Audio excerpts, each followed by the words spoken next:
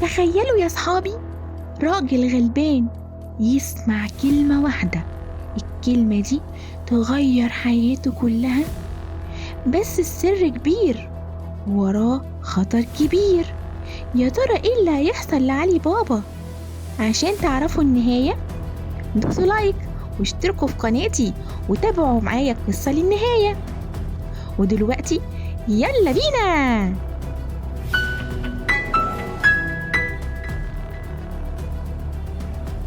كان يا مكان في مرة زمان راجل طيب واسمه علي بابا، شغال حطاب، يقطع شجر ويشتغل عشان ياكل هو ومراته الجميلة مرجانة. عايشين على قد حالهم بس قلبهم بالرضا مليان. في يوم من الأيام، بس مش يوم عادي، وعلي بابا بيشوف شغله، فجأة سمع صوت خيول جاية من بعيد. قلبه دق بسرعة وجري استخبى ورا شجرة وقال: يا رب استر، مين دول؟ علي بابا شاف منظر يخوف. 40 حرامي نزلوا من على خيولهم، وزعيمهم وقف قدام جبل كبير، وفجأة زعق وقال: افتح يا سمسم. علي بابا اندهش والباب اتفتح. الحرامية دخلوا، حطوا شكاير وخدوا شكاير، لحد ما خرج الزعيم وزعق وقال: اقفل يا سمسم. الباب اتقفل، وعلي بابا فضل مستخبي لحد ما الحرامية كلهم مشوا. وقف علي بابا قدام الجبل وزعق وقال: افتح يا سمسم. الباب اتفتح. دخل علي بابا، لقى منظر ليه العجب، لقى دهب ومجوهرات وكنوز بتلمع. شال شوال ومشي. رجع علي بابا على بيته فرحان، وحكى كل حاجة لمراته مرجانة. يا نهار أبيض، خلي بالك لو السر طلع هنكون كلنا في خطر. بس أخو علي بابا الشرير قاسم، اللي طول عمره غيور وحقود، شاف الخير اللي جه لأخوه علي بابا.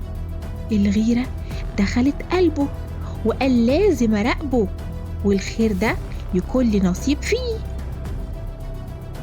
مشي وراه لحد ما لقى علي بابا وصل لكهف كبير، ودخل الكهف. استنى أخوه القاسم لحد ما علي بابا خرج، ووقف قدام الكهف ودخل. شاف الدهب أشكال وألوان وكنوز ملهاش عدد ولا حصر. فضل يجمع ويجمع ويجمع، ولما خلص وجه يخرج اتفاجئ انه نسي كلمة السر. القاسم اترعب، فضل يقول: افتح يا